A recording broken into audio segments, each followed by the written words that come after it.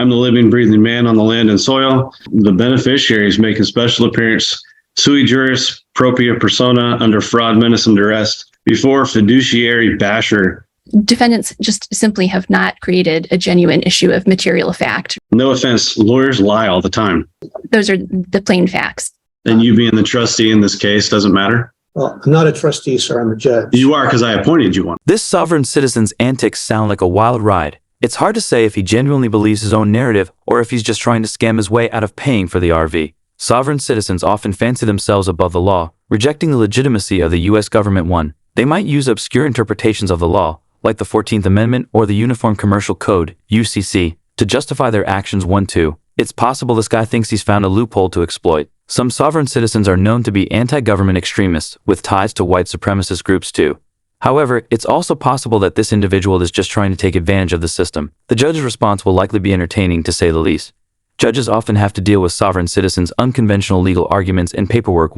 Let's see how this one plays out. I did, just so you're aware, I did read through your response and attachments. So if you have, I'd like to hear what argument you have in response to counsel.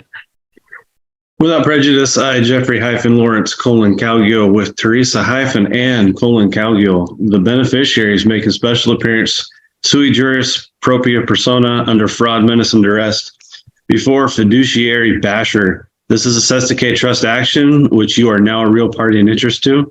I'm the living, breathing man on the land and soil.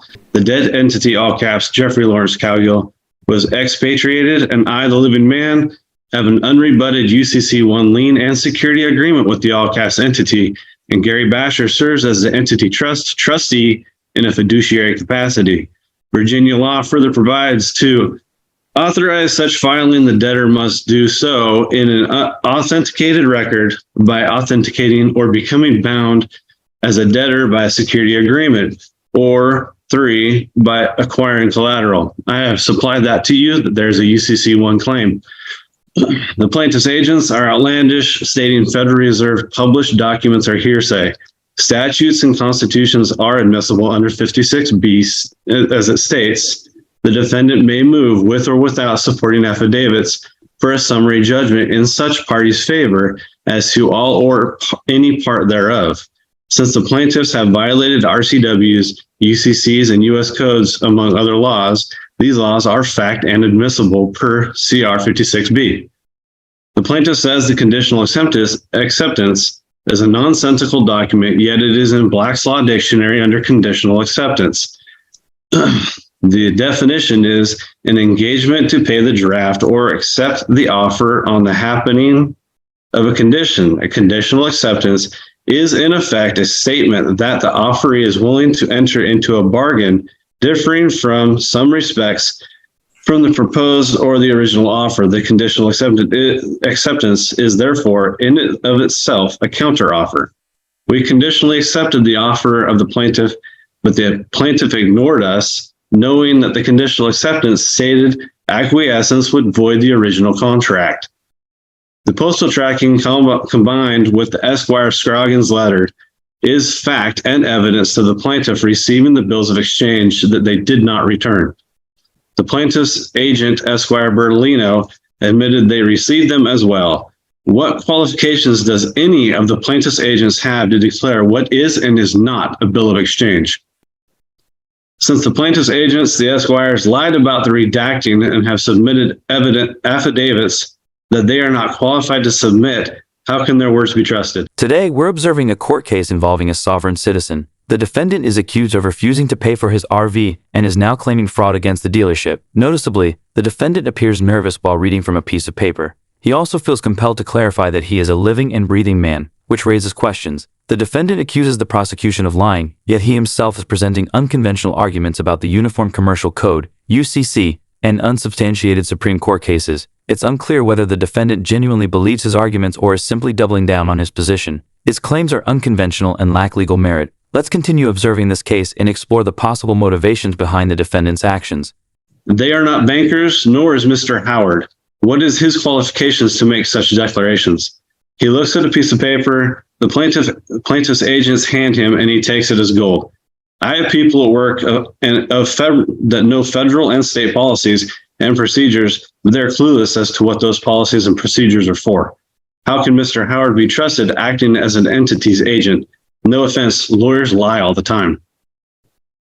Fact, Agent Howard produced a terrible photocopy that has a signature on it for the dealership that is not on our copy. Who signed the contract? Can the plaintiff's agents prove that an authorized representative for the dealership that is delegated by the plaintiff signed that contract? The plaintiff wants to rely solely on the contract, so let's talk about the contract. Who signed it for the dealership? Why hasn't the plaintiff gotten an affidavit from the dealership? Because they don't know who signed it. Washington rule does state that the photocopy can be used in the original's place unless there's genuine question of the original. And that alone poses a major question. Where is the original? Is a signature on the original more legible? Is there any other evidential factors on the original that can give us the answers to that truth? On the UCC, we did tender for payment bills of exchange, who the plaintiff's agents are not qualified to decide with their opinion what is and is not a bill of exchange. And as for where the bills of exchange are, ask the plaintiff. What did they do with them? They did not send them back. What did they do with them if not monetize them for gain? Esquire Bertolino states that the instructions on the 1099A state tangible property is not included, yet the exact wording is no reporting is required, meaning you don't have to, but you can. It does not say no tangible property, so Esquire Bertolino lied. The plaintiff has violated many UCCs, U.S. codes, not just 12 U.S.C. 5511B2, C codes and definitions on everything that the plaintiff has violated, and I have proven the facts. Why didn't the plaintiff return the documents they say are not bills of exchange with an explanation or dishonor? Why wait and have Esquire type up some bunk letter and still not return those bills of exchange? When you're doing something and you find out that there's fraud or some shenanigans going on, you stop. That would explain why we made payments until we found out that there was fraud. I sent, and if you use it without prejudice, like I have, a 1099A can be anything I want. I can write a bill of exchange on a blank piece of paper. It's what they do with it. They didn't send it back with dishonor. They didn't send it back at all. All they said is, well, now we're going to limit how you can and cannot pay. And so they violated the UCC. And with that, I'm done. The defendant has finally finished speaking after a lengthy 10-minute monologue. I've edited out some parts to spare you the unnecessary details. He delivered a dramatic speech, likely expecting a profound impact, but the judge quickly shut it down.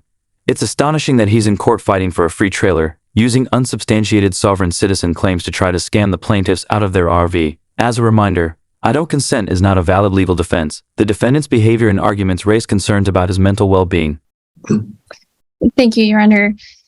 The retail installment contract expressly provides that the borrower the borrower agrees to pay the amount financed and the finance charge in U.S. funds according to the payment schedule below, as explained on Section 1 on the back. That's at Exhibit 1, page 2. It's undisputed that the defendants did not do so, that they defaulted under the terms of the contract. They don't dispute that they received the trailer. They don't dispute that they received this loan. They don't dispute that they made payments under this contract. They knew how to make payments under this contract. And they don't deny that they stopped making those monthly payments. There is no genuine issue of material fact that they entered into the contract, that they defaulted under the terms of the loan, and that they owe the amounts set forth in the Howard Declaration. It's, not appropriate for defendants to malign attorneys generally, or my colleague, Ms. Bertolino, in this court, with no evidence, no admissible evidence that would support any of the allegations that defendants have stated here today. There is no demonstration, no allegations, no demonstration of fraud by the credit union or by anyone. there is no, defendants just simply have not created a genuine issue of material fact regarding the credit union's claim for breach of contract or its entitlement to replevin in this case. And that is, those are the plain facts. So I got one question I have, which is not necessarily germane to my decision. Does your client still have the bills of exchange that were submitted? That I don't have an answer for you today. Your Honor, I've asked for them back and they just blatantly ignore me. All right. Well, when I look through this, I mean, there's a lot of interesting theories that are kind of flowing all through this. What it boils down to, from what I gather, and there seems to be undisputed, is you folks went in, you bought a trailer on time, agreeing to make payments of some amount, pay it off. At some point in time, there was an issue arose where you decided to do something different, and then no more payments were made. There were some submissions of bills of exchange as an attempt to make a payment, as well as a 1099 as an attempt to make a payment. I guess my answer to that is those probably would not be something you could walk into Safeway and buy a banana with, because it wouldn't be considered regular money for purposes of buying things in a retail situation. It's astonishing that some individuals believe they can cancel contracts by presenting fictional laws on a piece of paper. If that were possible, everyone would be living debt-free. The concept of sovereign citizens is concerning, especially when considering the next generation. Imagine explaining to a child that some people think they're above the law because they've created their own rules. The audacity of sovereign citizens is striking. They refuse to take responsibility for their actions, instead relying on fabricated laws. This sense of entitlement is a broader issue in the U.S., where many people struggle to accept accountability. This couple situation is particularly notable, highlighting the absurdity of sovereign citizen ideology. In a UCC type thing or something like that, this is simply a consumer contract to buy a trailer and make payments on it. And when you're all done, you get the title. The credit union, it appears without any objection, has a security interest, which is indicated in the title as the legal owner.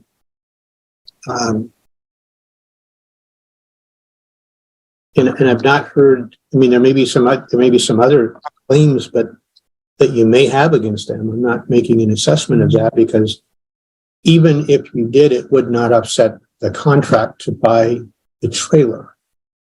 So, I mean, you buy the trailer, you got to make the payments, you make the payments, they get the trailer back. So I am going to grant the motion for summary judgment. In doing so, I want to just give you some guidance, sir. What will ultimately happen is they get the trailer back and then they sell the trailer to somebody else. They apply the funds they get from that against the bill that's still owing.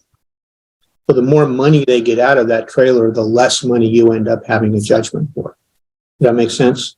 So it's in your best interest not to do anything to the trailer. It's probably in your best interest to hook it up and drive it down to the credit union, because that would save some costs. Oh yeah, I don't have a truck to do that, so they can come get it. Oh, okay. I'm just trying to point out it's. And so my copy of the contract not having a signature from the dealership doesn't matter. It really doesn't. And you being the trustee in this case doesn't matter.